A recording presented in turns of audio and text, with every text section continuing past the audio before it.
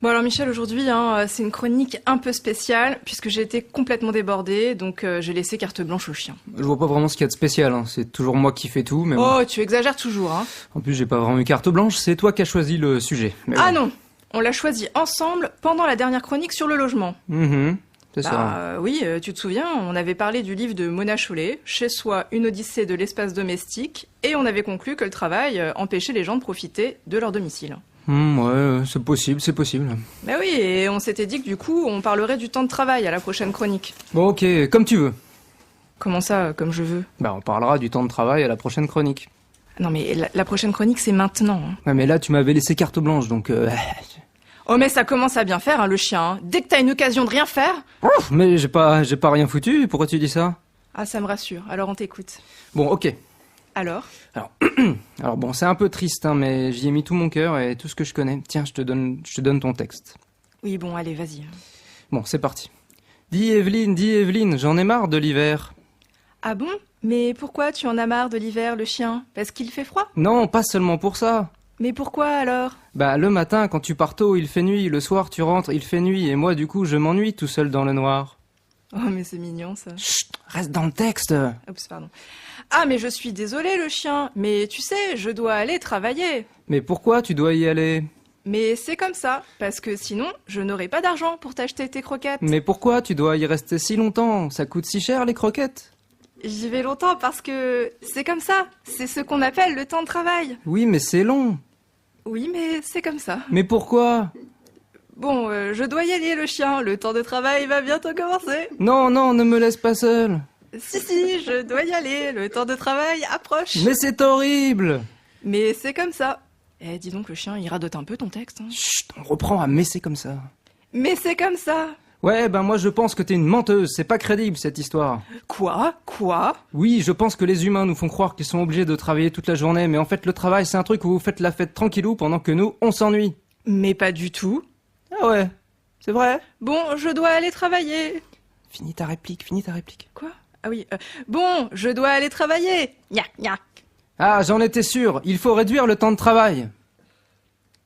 Et voilà. Ah, ok. Ouais, je sais, c'est un peu court, mais du coup, j'ai essayé de prendre un peu plus de temps au début, et puis j'ai fait comme t'as dit, on fait un constat, on analyse, et on donne des pistes de solutions. Non mais attends, tu penses que les auditeurs, ils ont appris quelque chose, là? Mais qu'est-ce que tu veux que je leur apprenne sur le temps de travail? Je sais même pas ce que c'est que le travail, moi je suis un chien, je sais juste que le temps de travail, c'est long. Ouais, t'as raison. J'aurais dû t'aider un peu, mais j'avais trop de boulot, hein, ces temps-ci. Ouais, toujours cette excuse du boulot, hein. Bon, ça suffit, le chien. Tu crois quand même pas à l'histoire débile que tu viens de raconter sur les humains qui font la fête au travail pour abandonner leurs chiens? Et leurs chats, et leurs animaux de compagnie de toutes sortes, et leurs enfants. Mais tu crois vraiment à ça? Mais je vois pas d'autre explication logique. Si le travail c'est si nul, pourquoi vous y êtes tout le temps? Mais parce que c'est comme ça! C'est comme ça! Eh, toi aussi, ton texte y radote, là. Bon, le chien, ça suffit ton insolence. Bon, tu as raison. Voilà. Oui, tu as raison, ce n'est pas logique que l'on travaille autant. Je sais. Mais crois-moi, tu te trompes. Le travail, c'est pas la fête. Et on préférait rentrer plus tôt et avoir plus de vacances, hein. Et pourquoi vous réduisez pas le temps de travail, alors? Mais il a déjà été réduit. Ah bon?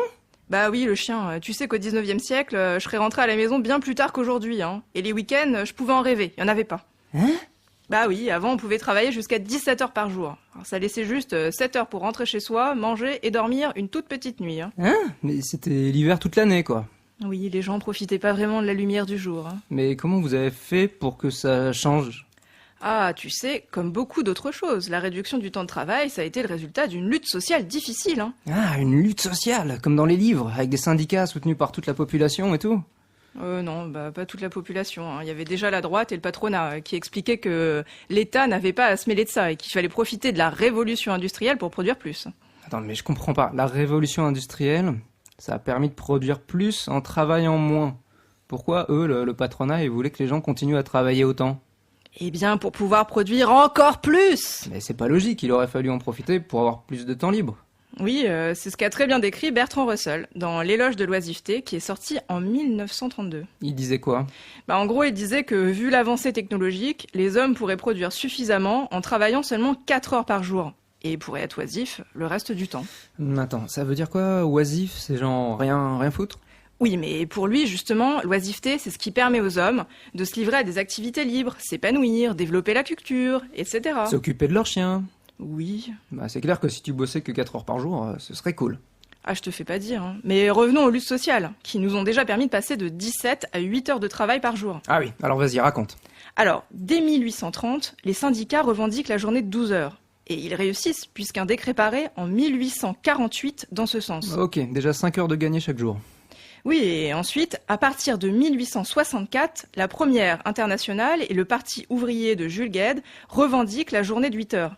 Mais on l'obtient qu'en 1919. Ah ouais, ça fait quand même, 55 ans de revendications. Mais bon, le résultat est pas mal, on passe à 40 heures par semaine. Ah mais non! En 1919, on est à 48 heures par semaine, hein. La semaine de travail dure 6 jours. Quoi? Il n'y avait pas de week-end? Et non, et encore, avant on travaillait tous les jours. La semaine de 6 jours date de 1906, mais avec pas mal de dérogations. Ça n'a été consolidé qu'en 1919 aussi. Remarque, 6 jours de travail, c'est un peu ce qui nous attend avec les généralisations du travail le dimanche. On régresse, quoi.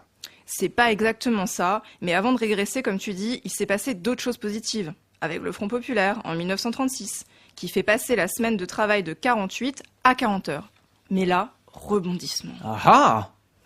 À partir de 1938, puis pendant la guerre, on revient en arrière. La durée maximale de travail remonte jusqu'à 60 heures par semaine sous Vichy. Il faut attendre 1946 pour rétablir les 40 heures. 60 heures? Mais ils sont malades, eux. Eh oui, mais pour revenir aux avancées sociales, qu'est-ce qu'il y a eu d'autre avec le Front populaire en 1936 ? Attends, je sais. Front populaire, 1930. Les vacances. Eh oui, les vacances. Ça a commencé par 2 semaines de congés payés, et ça aussi, dans la tête des patrons, hein, c'était pas la joie. Et maintenant, c'est 5 semaines, c'est ça? Ouais, il a fallu à peu près 10 ans à chaque fois pour gagner une semaine. La 5e semaine, on l'obtient en 1982. Et depuis, plus rien. Ah ben si, le chien. Avant le plus rien, il y a ce qui est toujours critiqué par le patronat et la droite. C'est-à-dire... Les 35 heures. Eh oui, les 35 heures, qui datent de 1998 et qui continuent à être critiquées et détricotées depuis. Ah ouais, mais en même temps, moi, depuis que je suis l'actualité, j'ai l'impression que les 35 heures, c'est un peu bof quand même. Ça se trouve, on peut plus réduire le temps de travail, on est peut-être allé trop loin, non? Mais qu'est-ce que tu racontes, le chien? Bah je sais pas, non mais moi je suis pour et tout, mais apparemment depuis les 35 heures, c'est quand même un peu la crise, que peut-être que cette fois la droite et les patrons ils ont raison, si on veut être compétitif. Ah mais non, le chien, tu vas pas tomber dans le piège, hein. Les 35 heures, ça a peut-être pas été ficelé de manière idéale, mais même d'un point de vue économique, ça a bien fonctionné. Ah ouais? Bah écoute, il y a eu un rapport parlementaire pour faire le bilan, et c'est quand même très positif. Rien que sur la création d'emplois, l'INSEE estime qu'entre 1997 et 2002, il y a eu une création nette de l'ordre de 350 000 emplois liés aux 35 heures. Ouais, non mais je sais que le but de 35 heures, c'est que les gens qui ont un emploi travaillent moins pour qu'il y ait de la place pour ceux qui n'avaient pas de travail. Mais au final, j'avais compris que les entreprises, ça leur avait fait perdre de l'argent, non? Mais non, au contraire. Le rapport pointe aussi que les gains de productivité sont toujours croissants et que les marges bénéficiaires des entreprises n'ont pas été détériorées par cette mesure. Hein? Mais il n'y a pas eu de crise alors? Mais si, mais rien à voir avec les 35 heures. Tu réécouteras notre chronique sur la crise et l'austérité si tu t'en rappelles plus. Ouais, en attendant, tu me fileras ce rapport parlementaire. J'avais jamais rien lu de positif sur les 35 heures, moi. Il est un peu long, mais il y a des articles qui le résument sur Mediapart. Ok, mais attends, du coup, si ça a marché les 35 heures, pourquoi on les a détricotés, comme tu dis? Et pourquoi on continuerait pas à réduire ce temps de travail et à plus le partager, hein? Bien, parce que la lutte s'est essoufflée, hein. Tu vois, même toi, tu me disais il y a 2 minutes qu'il fallait s'arrêter là. Bah, je sais pas, moi, je te dis l'impression que j'avais. Oui, je sais, je t'en veux pas, mais c'est comme les retraites. On nous fait comprendre qu'on n'a pas le choix, qu'il faut travailler plus parce qu'on vit plus vieux. Ah oui, c'est vrai que d'ailleurs, de ce côté-là, le temps de travail, il augmente. Hein. Et pourtant, rien ne montre que cela dynamise l'économie. Mais que veux-tu? On nous parle tout le temps du fait que l'on est utile que quand on travaille, qu'il faut travailler plus pour gagner plus. On a fini par y croire. Ouais, alors moi j'ai même remarqué que les humains, souvent, ils se vantent de travailler beaucoup, de faire beaucoup d'heures, et ils se moquent de ceux qui ont plein de vacances, qui sont tranquilles. Ah, mais rien de nouveau là-dedans, hein. Déjà en 1880, Paul Lafargue décrivait dans son livre « Le droit à la paresse » comment on avait inculqué à toute la société la valeur travail. Ça fait plus de 100 ans que ça dure, ce truc-là? Oui, et dans ce livre, il montrait que la folie de ce dogme du travail, c'est que les ouvriers, alors que ce sont les premiers à être détruits physiquement et intellectuellement par leur travail, lui vouent un amour immense. Lui voue un amour immense. Tu peux pas parler normalement, s'il te plaît? Qu'au final, ils étaient devenus fiers de travailler dur, de souffrir au travail, contrairement à leurs patrons qui restaient tranquillement dans leur bureau. Attends, redis-moi le nom du bouquin. Le droit à la paresse. Et l'autre, tout à l'heure, c'était l'éloge de l'oisiveté? Oui. C'est un peu pareil, non? Pas tout à fait, même si Paul Lafargue prône aussi la réduction du temps de travail. Jusqu'à 3 heures par jour, lui. Hein. Ah, ok. Mais lequel est mieux? J'aurais jamais le temps de lire les deux. Hein. Mais les deux sont très courts, et puis si t'as la flemme de lire, je te conseille de regarder une vidéo sur YouTube d'un comédien qui fait une lecture de l'éloge de l'oisiveté. Une lecture? Oh, ça doit être long. Ah non, ça dure même pas 50 minutes. En plus, il rajoute pas mal d'anecdotes et de blagues. C'est marrant, tu verras. Ouais, bon, il s'appelle comment? Dominique Ronveau. Et il est vraiment marrant ou bien... Ben, écoute, tiens, si tu veux, voilà un petit extrait. Ça se passe dans un petit village au bord de la mer, au Mexique. Un Américain avise un pêcheur mexicain en train de faire la sieste et lui demande « Pourquoi ne restez-vous pas en mer plus longtemps ? J'ai assez pour nourrir ma famille. Qu'est-ce que vous faites le reste du temps ? Je fais la grasse matinée, je pêche un peu, je joue avec mes enfants, je fais la sieste avec ma femme. Le soir, je vais voir mes amis, nous buvons du vin et nous jouons de la guitare. J'ai une vie bien remplie, écoutez-moi. Commencez par pêcher plus longtemps. Avec les bénéfices, vous achèterez un gros bateau. Vous ouvrirez votre propre usine. Vous quitterez votre village pour Mexico, puis New York, d'où vous dirigerez toutes vos affaires. New York. Et après ?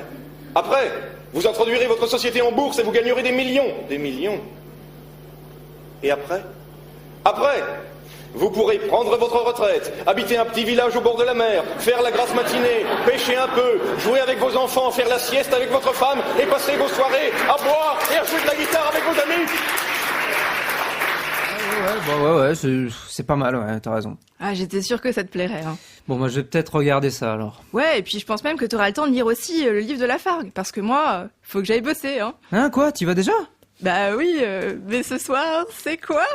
Les vacances grâce au Front Populaire! C'est ça, le chien, t'as bien retenu la leçon. Et vive le Front Populaire! Oui, ok, le chien, mais calme-toi. La lutte continue, à nous les 3 heures de travail par jour! Allez! Bon, allez, j'y vais, mais calme-toi. Hein. Tu parles comme un tract du PCF des années 70, comme dirait notre président.